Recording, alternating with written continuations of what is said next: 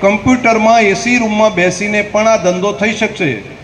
એક હજાર લોકો જે હજાર ગાય કે ભેંસો એમાં 2 જણા ખાલી કામ કરી શકે। એ ટેકનોલોજી હવે થઈ રહી છે ને વાયેબલ છે।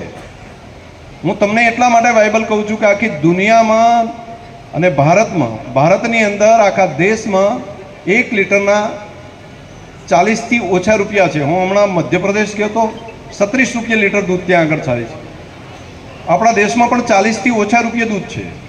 એકમાત્ર આપણો જિલ્લો એટલે આપણો બનાસ ડેરીનો એરિયા છે કે જ્યાં 60થી 70 અને દૂધ ભેંસનું દૂધ તો 75 રૂપિયા સુધી રૂપિયા મળવાની વ્યવસ્થા થાય છે। એટલે ડબલ રૂપિયા આપણને દૂધના મળી શકે છે।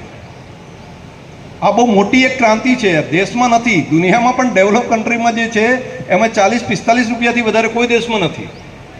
તો અહીંયા વાયબિલિટી આવી શકે। એ લોકોને જો વાયબિલિટી આવતી હોય મશીનની તો આપણે પણ થઈ શકે।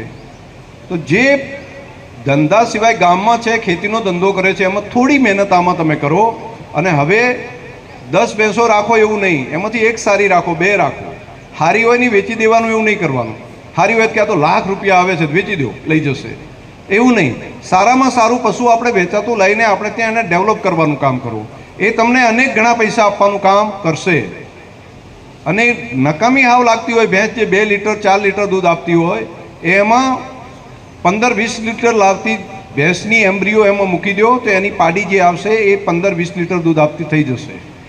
આ કામ બહુ મોટું કામ છે। હું તમને વિગતવાર આ ધંધા સાથે જોડાયેલા હોય એ પણ આ કામમાં જરા કહેશે તો ડેરી સાથે તમને જેને પશુપાલનનો ધંધો કરવો હોય એ અહીંયા સંસ્થામાં લાવીને પણ આ કરાય। હું ડૉક્ટરોની ટીમ, વેટનરીઓની ટીમ મૂકીશ અને જો જવાનીઓ જેને બ્રીડિંગનું કામ કરવું હોય તો બ્રીડના કામ માટેની ટીમ તમે બનાવો। હું એને માર્ગદર્શન અને એમાં કઈ કઈ યોજનાનો લાભ છે, સરકાર પણ એમાં જે સબસિડી આપે છે, ડેરી પણ સબસિડી આપે છે, એ બધાની વાત કરીશ।